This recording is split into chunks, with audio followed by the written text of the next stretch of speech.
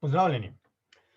V današnjem pogovoru z Božem Repetom sva povabila v goste predavatelja na oddelku za zgodovino Mariborske filozofske fakultete Gorazda Bajca, sicer tržaškega Slovenca, ki je pravzaprav ne samo zato, ker se ukvarja z obdobjem, o katerem bomo danes govorili, pač pa tudi kot Primorc, kot Tržačan bo pravi sogovornik na to temo.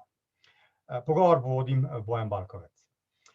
Z nekaj vprašanji bomo strokovno osvetlili nejasnosti, ki so v zadnjem času zbudile precej zanimanja. Namreč gre za položaj, ko smo zastrigli z ušesi v zvezi z praznovanjem dneva upora proti okupatorju, ki je bil 27. aprila, proslava pa je bila na Mali gori nad Ribnico, kar sicer ni bilo prvič na tistem mestu. Mala gora je namreč vpletena v neko zgodbo, ki je povezana z Tigrom, z Danilom Zelanom, in o teh stvareh, ki so se takrat, pa tudi seveda širše okoliščine tega, zgodile 13. maja 1941, bomo v nadaljevanju spregovorili nekaj besed. Ampak začnimo malo pred tem.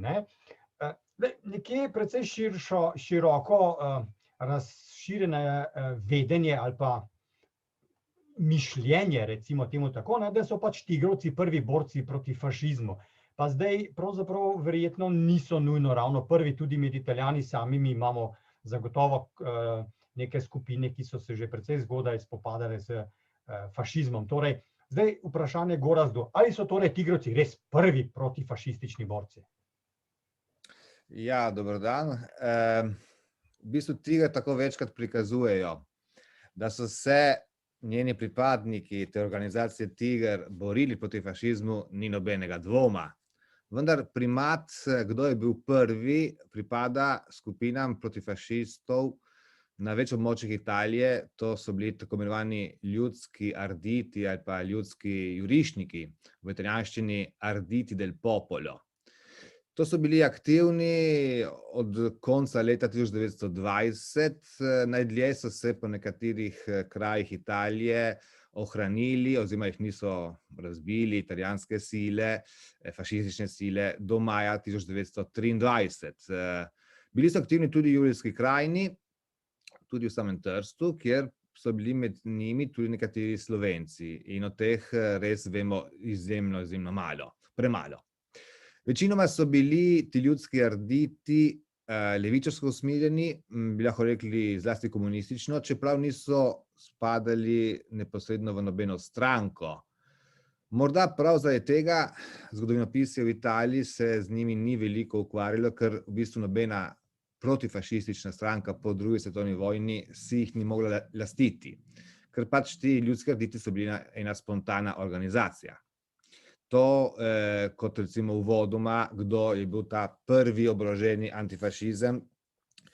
Za Tiger vemo, da se osnuje prvi zametek leta 1924, konec leta, imenuje se Tiger, Trst, Istra, Gorica, Edini, Reka, in se potem 3 leta pozneje, kot dobro vemo, na znanem nanoškem sestanku osnuje tajna skupna organizacija za Julijsko krajino Tiger, ki to so kratice za Trst, Istra, Gorica, Reka.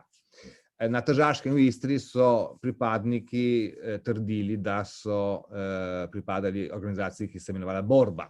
To tudi okoli imena ni bilo nikoli neke enotnosti. Ne glede na to, ni nobenega dvoma, da je Tiger oziroma ta ilegala v Julijski krajini bila zelo aktivna. Na to recimo kažejo že podatki o velikem številu obsojenih pred posebnim sodiščem v Italiji. To je bil Tribunale Speciale per la Difesa dello Stato. To je bilo prav posebno fašistično sodišče za varovanje države, in pred tem tribunalom so proporcionalno je bilo dosti več Slovencev in Hrvatov kot Italijanov. Mislim, da že ta podatek je dovolj zgovoren. Torej, Tiger je bil seveda brez nobenega dvoma absolutno protifašistično usmerjen in zelo aktiven. Potem, kar je bilo okoli Tigra, je mora tudi še bolj širša obravnava možna, koliko je tukaj Jugoslavija pomagala, koliko so tukaj v okviru Tigra tudi zbirali obveščevalne podatke v korist Jugoslavije in tako dalje. Če pa strnemo, lahko rečemo protifašizem absolutno, ni pa bil prav prvi. Hvala. Prva svetovna vojna je seveda pomenila veliko geografsko-politično spremembo na zahodnem delu slovenskega nacionalnega ozemlja kot posledica Rapalske pogodbe in nove meje. Za Slovence je ta izguba Primorske pomenila pravzaprav neko tako veliko bolečino, zdaj vprašanje, pustimo zdaj težnosti te bolečine, ali je večja zaradi Primorske ali zaradi Koroške, ampak Slovenci so vseeno imeli neko afiniteto do tega, odnos do te izgube. Ne nazadnje tudi zato, ker pravzaprav, mimogrede, Trst je precej dolgo časa v preteklosti bil največje slovensko mesto pravzaprav, kar se tiče števila ljudi, ki živijo v nekem mestu. Kako je bilo pa zdaj v Sloveniji v recimo 30 letih, ko se že ta nek ljudsko-frontni modus vivendi že malo čuti, kako je bilo zdaj tukaj s tem odnosom do tigra v Sloveniji? Pa Jugoslavija, seveda, vemo, da seveda Jugoslavija ima neke določene problematične odnose pravzaprav z Italijo, tako zaradi države kot nekega političnega ustroja, kot seveda zaradi manjšin, ki so ostale v Italiji. Kako je zdaj to, Božo? Ja, tukaj so seveda različna obdobja. V teh zgodnejših letih bi jaz rekel, da je pravzaprav šlo za neko podporo temu protifašizmu, boju Slovencev, ki je bilo različno, na različnih ravneh. S tigrovci so po eni strani sodelovali tako jugoslovanski nacionalisti, kot je Urivna, po drugi strani razne obveščevalne službe, medtem ko je seveda diplomacija Jugoslavije zaradi zapletenih odnosov in svoje šibkosti ostajala bolj ob strani. Se pravi, neka podpora je bila. Ko so začeli to organizacijo razbijati, pa tudi sicer zaradi fašizma, je bil velik priliv migrantov sem v Slovenijo in Jugoslavijo.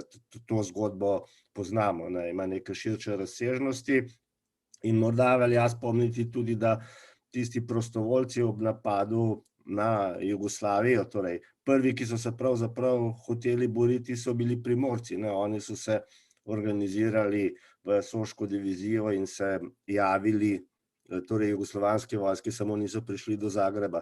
Tudi sicer je jugoslovanska vojska računala na Primorce, kot na prostovoljce, imamo več poročil o tem.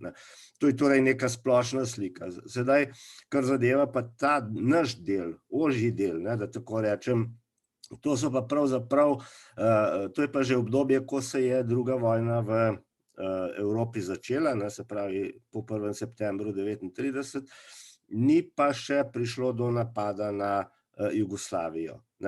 In tukaj je treba povedati na kratko nekaj o tej širši sliki.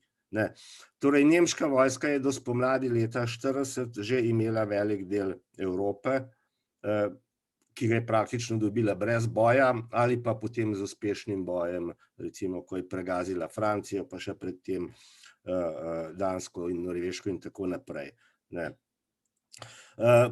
Velika Britanija je do napada nanjo, poleti leta 1940, je vodila tako imenovano appeasement policy. Se pravi, ni želela nekega aktivnega odpora proti Nemčiji, računala je, da se bo izognila vojni. No, britanske obveščevalne službe so pa razmišljale drugače in so že mesece pred napadom skušale organizirati različne skupine tukaj. S tem se je Gorazd precej ukvarjal, kako so te stvari šle.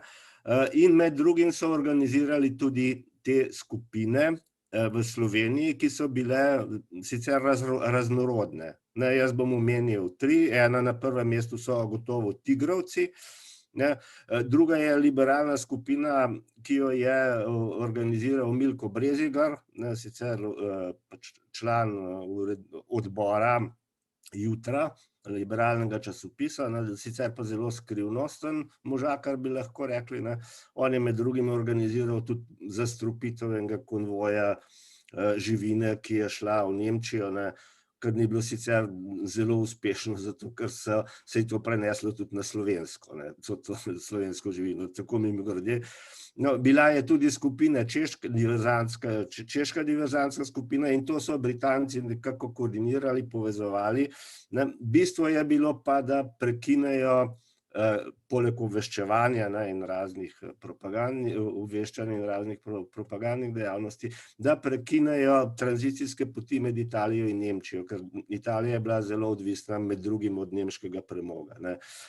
No, in tako je Tiger naredil eno izpostavo na Jesenicah, odkoder so potem izvajali te akcije v tem trikotniku Trbiš, Celovec in seveda Meja. Teh akcij je bilo okvirno kakšnih 14 približno. Težko je seveda soditi, kakšen je vojaški uspeh tega bil, ampak to pravzaprav niti ni tako bistveno. Bistveno je torej, da je bil tukaj organiziran nek odpor v tem vmesnem obdobju, kjer so glavno vlogo imeli tigrovci. Ti so torej sodelovali zlasti z jugoslovansko obveščevalno službo, zlasti z angleško obveščevalno službo, vendar tudi jugoslovansko. In seveda, kot rečeno, bili so povezani z Orjuno in v veliki meri tudi s komunisti. No, in kaj se je potem zgodilo? Gestapo je te mreže začel odkrivati, najprej seveda v Nemškem rajhu, torej v Avstriji, podobno so počeli Italijani, ki so bili tukaj prav tako uspešni. V Jugoslaviji je bila pa taka zelo protislovna situacija. In nekaj časa so jugoslovanske obveščevalne službe tudi podpirale tigrovce. Bila je celo organizirana ena posebna veja obveščevalna služba, ki se je imenovala UJKA, po imenu podjetja, za katerim se je skrivala. To je vse organiziral jugoslovanski notranji minister, ki se je pisal Mihaljić. Potem so pa Nemci pritisnili, ker kot rečeno, Nemčija je bila močna, Jugoslavija je bila šibka, vemo, da je nazadnje pristopila k Trojnemu paktu.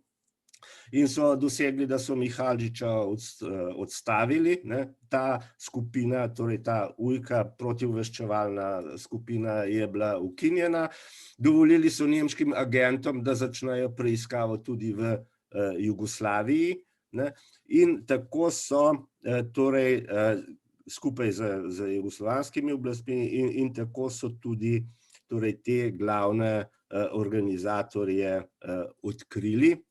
Nekaterim je uspelo pobegniti, nekatere so, vsaj 3 so pa obsodili, med njimi tudi ta 2 tigrovca z Mala Gora so obsodili na več let ječe, ampak Zelena niso recimo uspeli dobiti. No, medtem ko Karavanjo so in je dočakal vojno v zaporu v Sremski Mitrovici. Torej, to je ta širša zgodba, ožja zgodba je pa potem pač v tem, da sta se Zelen in Karavanja tam nekje v začetku maja nekako v Ljubljani uspela dobiti, in sta se torej šla skrivati na Malo Goro, v tisto kočo. To zgodbo bomo pa najbrž še malce kasneje opisali. Hvala. Gorazd, če je treba morda še kaj dodati o povezavah med Angleži oziroma tajnimi angleškimi službami in tigrovci, seveda je informacija dobrodošla. Sicer pa mogoče še eno drugo vprašanje. Italijanska policija, celoten ta sistem, je pravzaprav v 30 letih ostro in pravzaprav precej uspešno obračunal z različnimi gibanji proti fašizmu, med drugim seveda tudi z tigrovci. Pred vojno so pravzaprav kar velik del teh tigrovcev uspeli tudi aretirati. Zdaj, kako je pravzaprav sploh bila ta organizacija močna tam leta 1940-1941, torej tik pred napadom na Jugoslavijo, aprila 1941? Najpomembnejše aretacije se začnejo že 18. marca 1940. In v nekaj mesecih italijanske varnostne sile, govorimo o OVRI, pa tudi italijanski obveščevalni službi SIM, aretirajo številne pripadnike protifašizma na splošno. Med temi so tigrovci, so komunisti, so krščanski socialci ali pa intelektualci tudi. Dobršen del tigrovcev torej je za zapahi, sicer ne vsi. In tudi aktivnosti se kljub temu nadaljujejo. Kar nekaj je recimo tudi vsaj poskusov sabotaž. Je pa treba tukaj tudi poudariti, da je Jugoslavija na pritisk Nemčije in Italije morala te društva, te skupine migrantov, ki so bile povezane s tigrom, jih morajo v bistvu ukiniti oziroma za nekaterimi tudi izdajo tiralico. Potem nekateri vodilni se morajo še bolj skrivati kot prej, recimo Albert Rejec ali pa recimo Ivan Rudolf in Ivan Marija Čok. In pri tem se tudi seveda odpira vprašanje, kakšna je bila pravzaprav ta organizacija Tiger, kolikšna je bila njena razširjenost. Tukaj so zelo različni pogledi. Moje mnenje je, da takšna organizacija, če ne bi bila širše organizirana, ne bi mogla zdržati toliko let. In je jasno, da je imela, vsaj vodilni so imeli podporo v jugoslovanskih krogih in s tem tudi ni nobenega dvoma, da so sodelovali z nekaterimi zahodnimi obveščevalnimi službami. Glede Francozov vemo v bistvu zelo malo, premalo. Primarnih virov tu ni še nihče pogledal, škoda, morda so se ohranili, imamo nekatere rekonstrukcije strani povojnih jugoslovanskih oblasti oziroma UDBE, nekaj je v italijanskih arhivih, vendar glede Francozov tukaj še vedno, bi lahko rekli, odprta tematika. Glede Britancov je jasno, da tukaj je bilo sodelovanje, ko se Britanci odločijo, vzporedno s tem appeasementom, tudi po Anschlussu pričnejo reorganizirati svoje obveščevalne službe, ustanovijo to posebno službo za posebne operacije, SOI, jo poznamo, čeprav takrat je bila Section D konkretno kot predhodnica, to ni bistveno. Je pa res, da tigrovska organizacija s temi aretacijami doživi zelo hud udarec. Da je bila povezana z Britanci, pa je treba tukaj dodati še naslednje. Taktika Britancev na začetku vojne in potem tudi, ko pride do zasedbe Jugoslavije, je bila takšna, da niso upali v nek širši odpor. Mislili so, da je v bistvu nemogoč. To naj bi se zgodilo v eni drugi fazi vojne. V bistvu lahko rečemo, da partizansko gibanje je Britance presenetilo in potem pragmatično, cinično in tudi iz drugih razlogov so podprli Tita. To pa je že druga zgodba, seveda.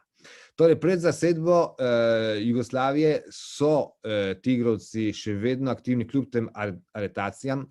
Nimamo še kakšnih konkretnejših potrdil, recimo kot zanimiv podatek bi lahko navedel, da leta 1940 predlagajo Britancem oziroma dajo vedeti Britancem, da bi lahko celo zasedli Trst in ga 4 do 5 dni držali, s tem, da bi seveda Britanci s svojimi podmornicami preprečili prihod italijanskega ladjevja iz Benetka pa iz Ancone. O tem potrebujemo seveda še kakšno raziskavo.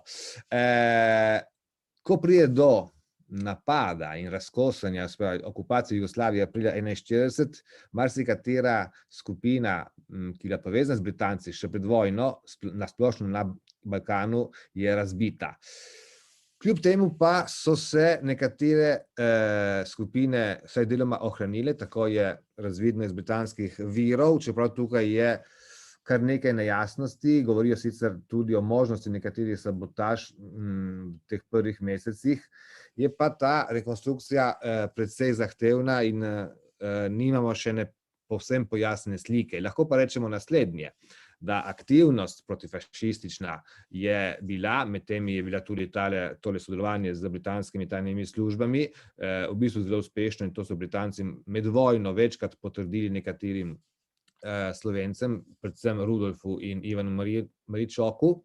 Tudi so izvedli nekatere sabotaže zelo konkretne na Koroškem, kar je približno pred 40 leti Tone Ferenc napisal zelo zanimivo knjigo. Moramo pa tukaj dodati še eno dejstvo, ki je pa morda vsaj v slovenskem zgodovinopisju in tudi javnosti neznano, da so vzporedno Britanci sodelovali z podobnimi organizacijami, tajnimi, tudi med Italijani. Vendar med italijanskimi protifašisti. Vendar te skupine italijanskih protifašistov na predvečer napada na Jugoslavijo so bile prestreljene z dvojnimi agenti in so marsikdaj zavajale Britance. Torej, če tudi to upoštevamo, lahko rečemo, da je pravzaprav na predvečer zasedbe Jugoslavije delovanje Tigra morda pomembnejše od tega, kar smo do sedaj menili. Dejstvo je, da tukaj, in to bi rad podčrtal, imamo en velik problem. Primarnih virov Tigra ni, ali pa jih nismo še odkrili. Razen nekaj posameznih drobcev se je recimo dobilo in izmed teh lahko povem, da še sredi leta 1941 je tigrovska organizacija uspela pridobiti marsikateri obveščevalni podatek o italijanski in tudi nemški vojski. Zelo zanimive podatke. Kakšna raziskava več v tej smeri seveda pa ne bi škodila. Hvala. Zdaj pa pravzaprav pridemo do osrednje oziroma zaključne točke. 6. aprila 1941 je prišlo do napada na Jugoslavijo. Posamezne akcije proti okupatorju so se pravzaprav začele že kar aprila. Vemo za tisti požig vojaških vozil, nemških vojaških vozil v Mariboru. Konec aprila pa je bila ustanovljena Osvobodilna fronta. O tem si lahko pogledate pogovor, ki smo ga posneli pred kratkim. Povezava do pogovora je v opisu pod tem filmom. Nekdanji praznik dan OF, namreč to je bil praznik v Sloveniji, sicer ne takoj po koncu vojne, pač pa precej kasneje, je 27. april postal praznik, so v samostojni Sloveniji preimenovali v dan upora proti okupatorju. Rekli smo že, da je pred dnevi, ni pa se to tudi ne zgodilo. Prvič potekala proslava na Mali gori pri Ribnici, kjer naj bi se Italijani spopadli s pripadniki Tigra, eden med njimi je bil eden od pomembnejših voditeljev, Danilo Zelen. Kakšen spopad je to bil? Saj naj bi Italijani pravzaprav želeli aretirati tigrovce, ki so bili izdani, torej od Slovencev. Videli smo pravzaprav, priča smo bili tudi manipulacijam, ki so se v zvezi z tem dogajale in nekim zgodovinskim netočnostim, in se je društvo Tiger za Primorsko pravzaprav celo distanciralo od državne proslave. Kaj se je torej 13. maja 1941 zgodilo na Mali gori in kje so bili člani Tigra v začetku ustaje v Sloveniji leta 1941? Seveda, ta historični dogodek je zanimiv tudi iz razloga, ker v trenutnem položaju pravzaprav aktualizacije teh dogodkov in manipulacije z njimi pravzaprav sprožajo ne zgolj historiografske razprave, večji problem je, da to seveda sproža oziroma ne sproža, pač pa lahko implicira tudi v neki mitologizaciji, kar pa je pravzaprav lahko še mnogo bolj problematično. O podobnih mitih smo recimo govorili tudi včeraj v zvezi z Karatanskim panterjem. Ampak pojdimo zdaj k temu spopadu na Mali gori in Tiger in OF. Prosim, Božo. Ja, najprej nekaj malega rečem k temu, kar je Gorazd že povedal.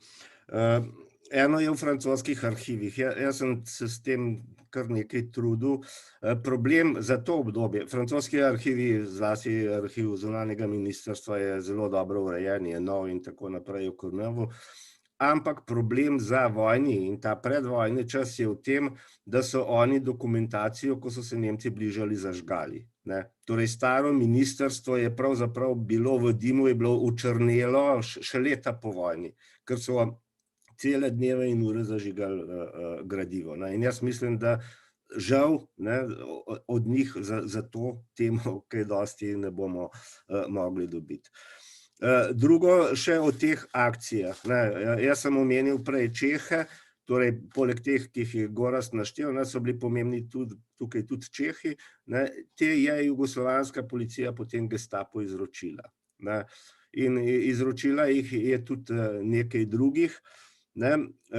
Med temi glavnimi organizatorji teh akcij, ne, so bili pravzaprav trije, ne. Torej Danilo Zelen, ki je bil in Ferdo Kravanja, ne, z Jesenic, in tretji Alojz Knez ali Alojz Knez, ki je bil dezerter iz nemške vojske in on je na avstrijski strani organiziral zadeve, ne. Njemu je sicer uspelo pobegniti, ampak so pa očeta in mater in vrsto sorodnikov obsodili na smrt. Mimogrede tukaj bi rekel, ker bomo najbrž morda na koncu še kaj rekli o tem, o Tigru in OF, ne. V Avstriji je bila zgodba po vojni taka, da so pravzaprav te, ki so sodelovali v tem podobno kot partizane, gledali zelo grdo kot izdajalce. Tudi tisti, recimo, eden od gestapovcev, ki je to skupino razkril, mučil in tako naprej, je mirno živel, še naprej celo postal član socialdemokratske stranke in lokalni funkcionar in tako naprej. No, če se vrnem k tej zgodbi, ne, torej k Ribnici, ne. Torej, Danilo Zelen in Ferdo Kravanja sta se šla skrivati tja, našla sta se nekje v Ljubljani, ne, in pridružil se jima je ribniški učitelj Anton Majnik. Ne. Sedaj naj tukaj nekaj rečem o virih, ker mi smo zgodovinarji in vemo, da to, kar se širi po teh netih in socialnih omrežjih, nima nobene osnove. Torej, prvo študijo v spopadu na Mali gori je že leta 1962 napisal France Škerl in je bila objavljena v Borcu. Ne. In to je bila tudi nekako osnova, to je spodbudilo Toneta Ferenca, da je napisal to knjigo akcije organizacije Tiger v Avstriji in Italiji spomladi 1940. Ne. Ta je šla leta 1977 in je pravzaprav doslej še najbolj temeljito delo. Za ta širši kontekst, ki sem ga zdaj omenjal, je pa izšla ena zanimiva knjiga v nemščini, ki jo je napisal Peter Pirker in govori naslov ima Gegen das Dritte Reich in govori o teh sabotažah in uporov v Avstriji in Sloveniji letih 1938–1940. Torej, kdor prebere ti dve ali vsaj ti dve strani, tisti, ki pač razume nemško v zadnjem primeru, bo zagotovo imel dovolj celovito sliko in mu ne bo treba biti podvržen nekim ideološkim takim ali drugačnim interpretacijam. Ne. No, kar zadeva Malo goro in ta sam spopad, ne, torej našli so se v tej koči, to je Češarkova koča na Mali gori, ki je bila v lasti Jožefa Lovšina. Kaj sta Zelen in Kravanja sicer nameravala, ni prav znano. Ne. Po nekaterih virih naj bi skušala, podobno kot drugi, s pomočjo Britancev emigrirati, ne. Recimo to je uspelo Knezu, ne. No, skratka, to jima ni uspelo, če je to bil namen, in sta se torej tam skrivala, ne. Informacijo o tem so slovenski orožniki in italijanski karabinjeri dobili tam okrog 10. maja, ne, tako piše Škerl, ne, in 13. maja je potem šla ena skupina 3 slovenskih orožnikov in 4 italijanskih orožnikov, ne, preveriti, kaj v tej koči v resnici je. Ne, se pravi, informacija je prišla od domačih ovaduhov, ne, tukaj so različne interpretacije, ne, gotovo je nek širši krog ljudi vedel, da tam so se to kmetov in tako naprej, se to je jasno, tako v majhnem kraju, ne.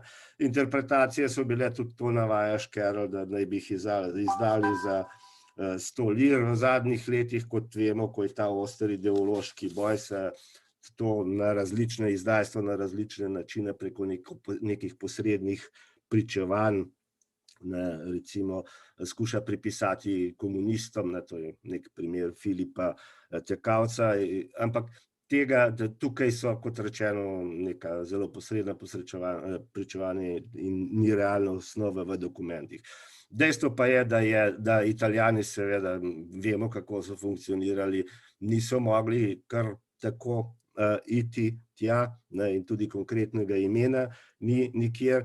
Je pa tam delovala žandarmerijska postaja, ne, ki je bila slovenska v službi Italijanov, ne, in torej ti žandari so tudi vpleteni v spopad, ne, tako da je seveda, mislim, imamo lahko kar jasno predstavo, ne, kako je ta zadeva šla, ne.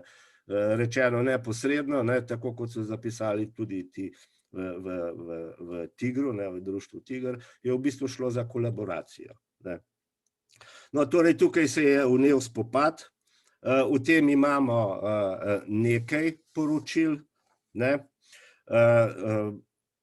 Glavni viri so poročilo vodje orožniške postaje Ribnica Janeza Mrzlikarja z dne 14. maja 1941, potem je poročilo maršala Karla Alberta Carbonija z dne 16. maja 1941, potem je brzojavka poveljnika 11. armadnega zbora generala Marija Robotija, poveljstvo 2. armadnega zbora z dne 15. maja, pa njegovo celovitejše poročilo z dne 20. maja 1941. Vse to je navedeno, torej in citirano v tej literaturi, ki sem jo prej omenjal, ne. Poročila se v nekaterih elementih razlikujejo, ne pa bistveno. Razlikujejo se v tem, ali sta bila dva spopada ali samo eden, ne. Drugega so si najbrž Italijani tako nekako junaško pripisali, ker je bilo to zanje eno veliko presenečenje, ne, to je bilo 10 dni po aneksiji Slovenije, po uradni aneksiji v Italijo, ne. No, poleg tega imamo še neka druga poročila, recimo poročilo zdravnikov Janeza Oražma iz Ribnice in Lojzeta Tičarja iz Sodražice, ne, ki sta opravila obdukcijo, ne. Razlike so v tem, kako je Danilo Zelen umrl, ne. Po italijanskih interpretacijah naj bi ga ustrelil karabinier Leoni, ne. Obdukcije kažejo, da se je najbrž ranjen, ne, seveda ustrelil sam s pištolo, ne. Torej, tu so neke razlike, ampak približno sliko dogodka torej imamo. Vnel se je spopad, ta patrulja je prišla tja okrog 7. zjutraj, ne, in Danilo Zelen, ki se je skrival pod imenom Đuro Jovanović in ga Italijani potem zelo dolgo niso odkrili, ne, torej, ko je bil že mrtev, da niso odkrili njegove identitete, ne, potem jo je torej nekako priznal oče, mati jo ni hotela, ne, čeprav so truplo pokazali obema.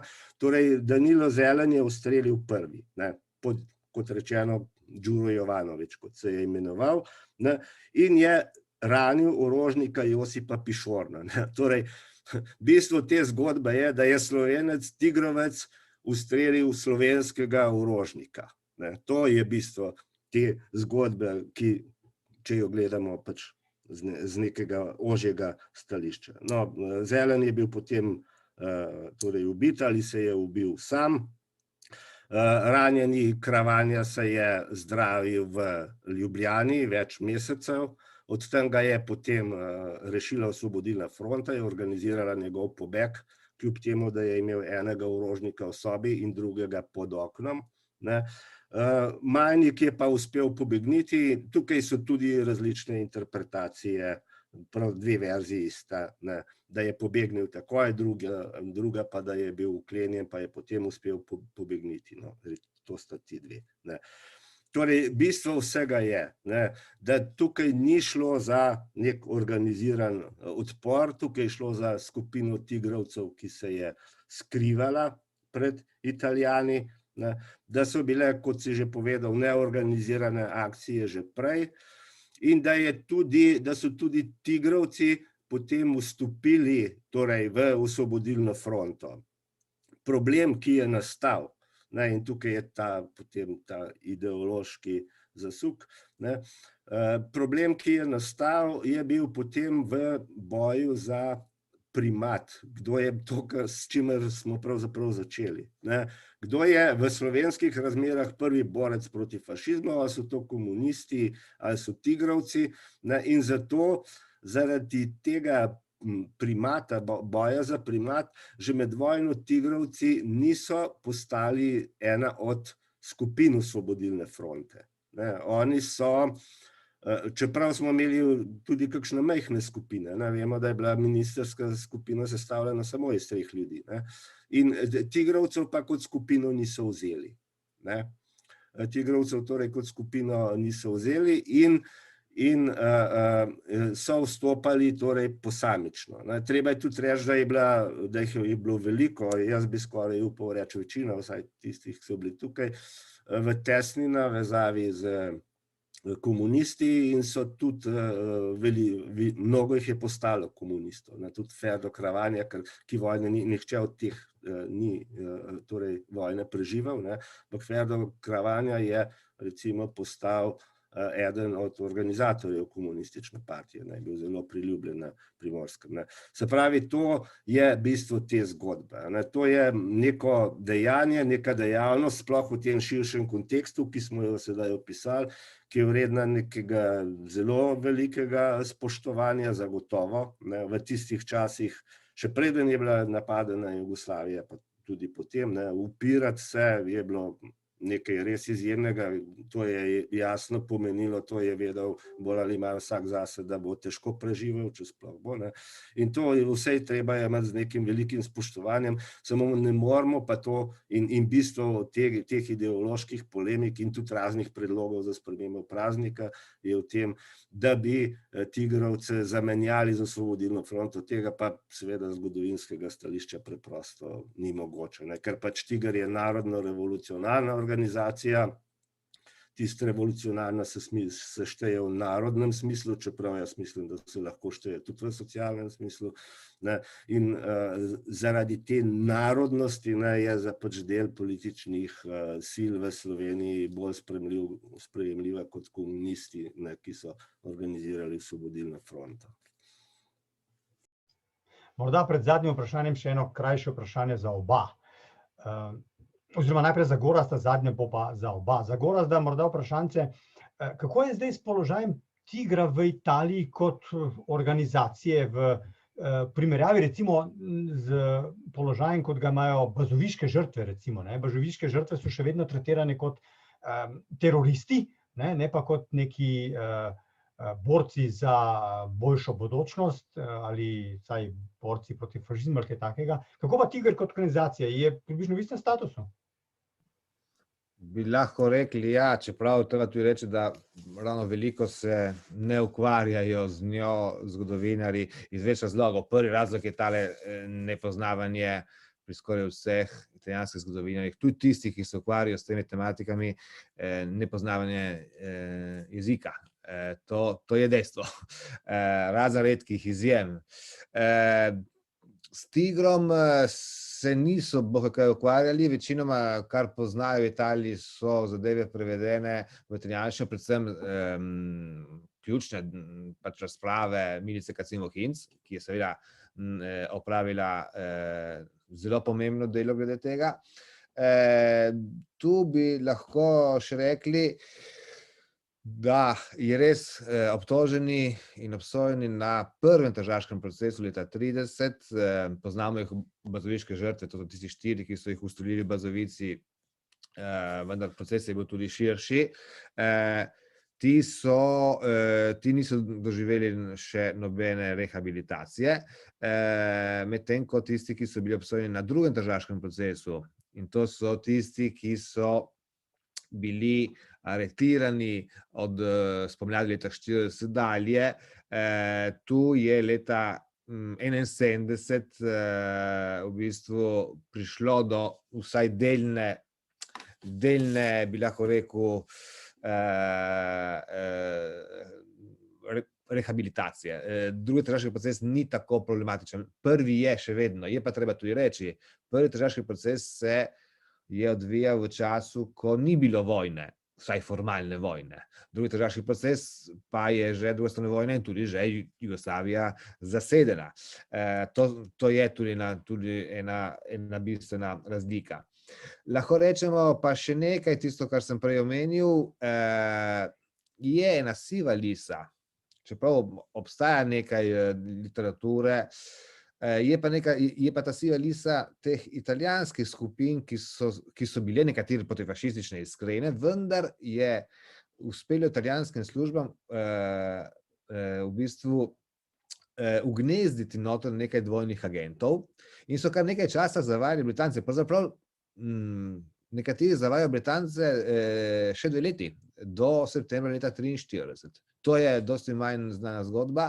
V tej zgodbi je pa marsikaj zanimivega, ker najpomembnejše zadeve so imeli v rokah ne pripadniki fašistične policije OVRA, temveč pripadniki obveščevalne službe SIM, in tukaj so med glavnimi tudi je Roata, in to je vprašanje, še vedno brez odgovora, ali mora tedaj Roata in kakšen drugi so sistem kupili, kot se temu lahko reče, neke vrste potni list za to, da po vojni niso bili obsojeni. Nima še odgovora, vendar raziskujem tudi v tej smeri. Hvala lepa, to bi bili pravzaprav zelo zanimivi odgovori. No, za zadnje vprašanje pa morda kar obema, malo aktualizacije dajmo storiti oziroma opraviti, pa jo povežimo to aktualizacijo v bistvu s praznikom. V Sloveniji sem povedal, dan Osvobodilne fronte smo preoblikovali v dan vstaje proti okupatorju, pri čemer je ta okupator seveda zdaj lahko mnogo kaj in mnogo kdo. Kako je zdaj z tem vprašanjem? Ali je to modro in zakaj se to počenja? Seveda prakso imamo oboji spominjanja nekih dogodkov preteklosti. Ne nazadnje, recimo najbolj svež italijanski je pa, če še italijanskega dodamo, seveda ta praznik 10. februar. Prosim.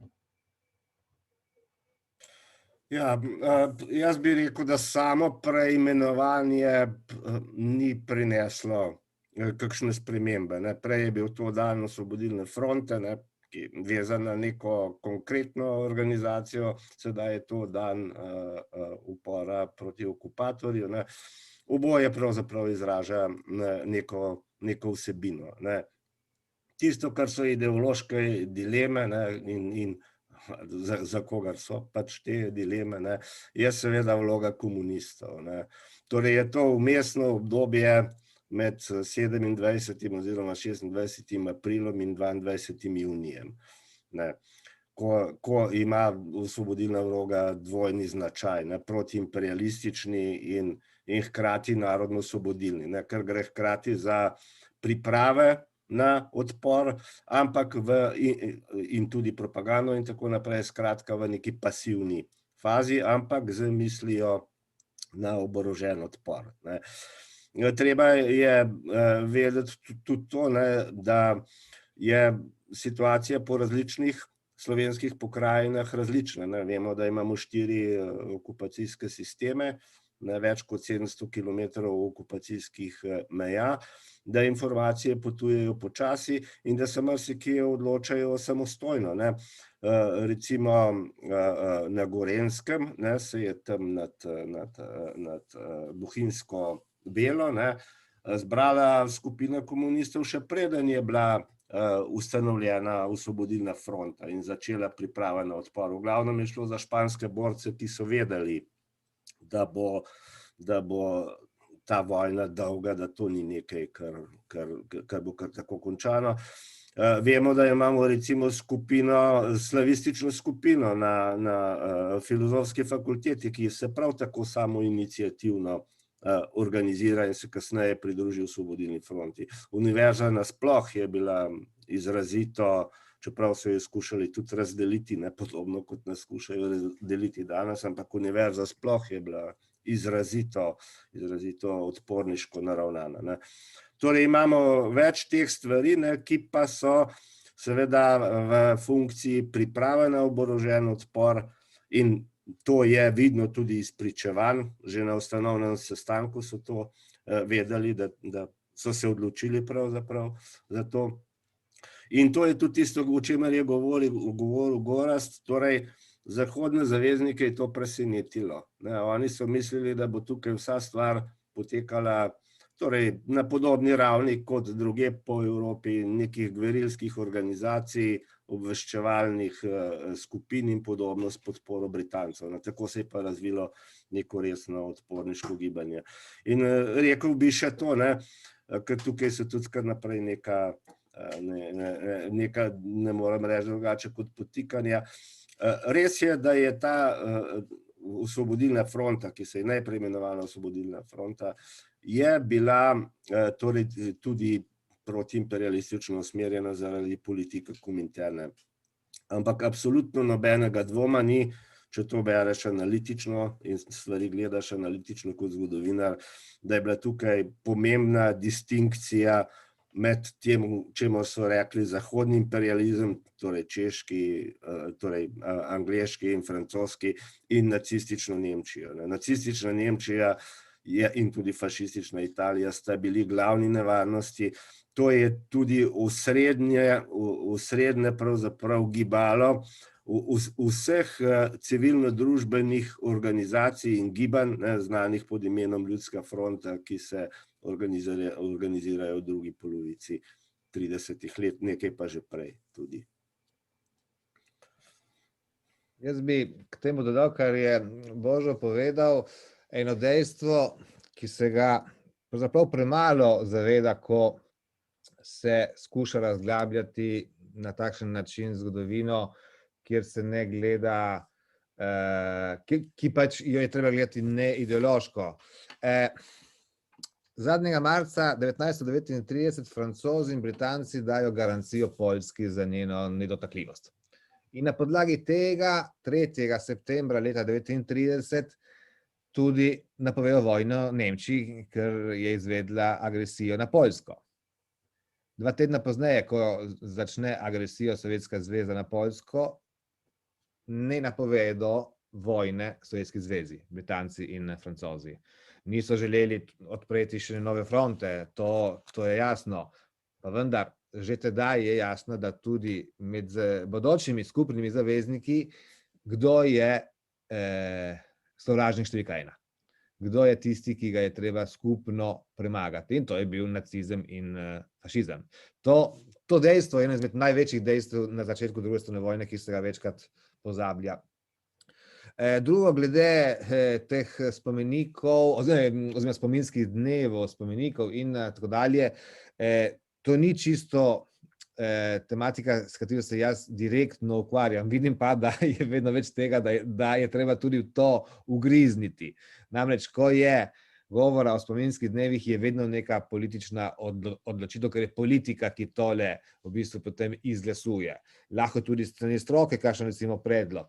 Pa vendar, tukaj vidim večkrat težavo, ker je poznavanje zgodovine v bistvu zelo, to ne mislim na Slovenskem, to mislim povsod, v bistvu zelo omejeno. Bi vam lahko dal tukaj veliko recimo teh primerov. Recimo, zakaj se nikoli ni izbralo kakšen dan, ki bi bil skupen? Recimo glede slovensko-italijanskih odnosov, če ostanem na tem svojem teritoriju. Tukaj je ta 10. februar in potem čez nekaj let je bil tale 15. september. Zakaj ga niso prej? Zakaj niso en skupni datum, recimo 10. november, ki je spomin na ozenske sporazume? Kakorkoli že je bila zgodovina travmatična za ene in druge, 10. november 1975, ozenski sporazumi definitivno zakoličijo tole mejo in tudi tale spor, ki je bil predvsem zaradi meje. Zakaj niso tega izbrali? Zelo enostavna zadeva. Tako da tukaj, po mojem mnenju, bolj ko gremo v te zadeve, bolj se lahko zapletamo, ker je marsikaj v okviru zgodovinskih obletnic. Kot je rekel tudi pravilno Bojan, v Sloveniji niso imeli tega praznika takoj po vojni. To je šele pozneje, to je enkrat tudi zelo lepo Bojan Godeša razlagal. Tako da tukaj najprej bi bilo treba seveda zgodovinarsko stroko, če si prav želijo jo vprašati in tudi ne zahtevati odgovor, kakšenkrat instant odgovor. Noben instant odgovor ni dober. naše raziskave kakšnakrat potrebujejo tudi veliko časa in zaradi tega morate dati tudi nam možnost, da vam razložimo zadeve. Zgodovina ni zelo enostavna, je malo komplicirana. Hvala lepa. In poslušati cel odgovor, bi rekli, na to, kar je zdaj zaključil. Torej, ne zgolj v enem stavku pričakovati odgovor, ki vam bo povedal vse. Mojima sogovornikoma najlepša hvala za današnji pogovor. Vidimo se v prihodnosti ob neki drugi priložnosti z drugo temo.